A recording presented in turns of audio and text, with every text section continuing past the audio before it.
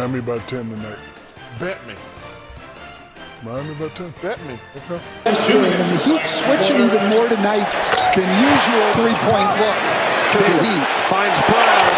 Hit 2 threes.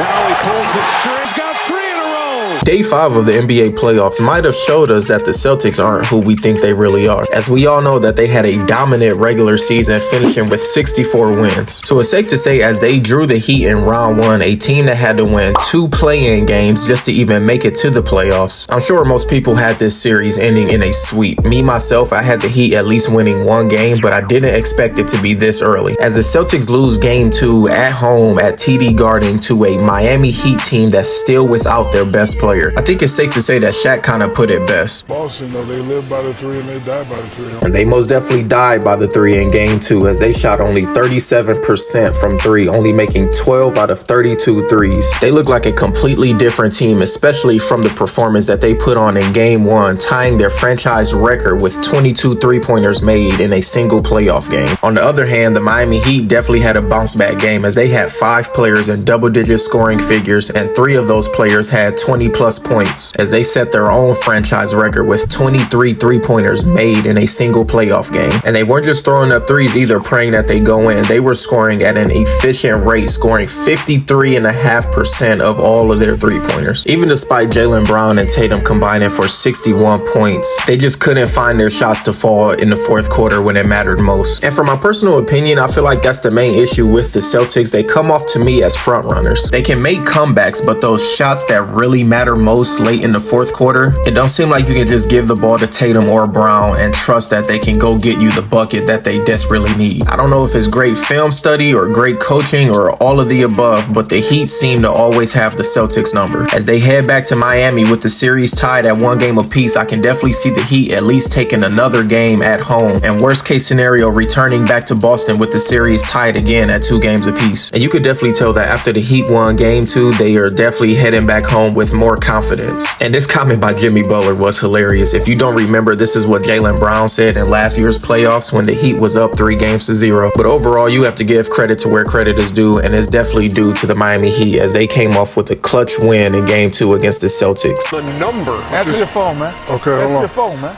Hey, Pat Ryder, how you doing, sir? You on the Lonzo? Yes. Heat Nation, what's up, baby?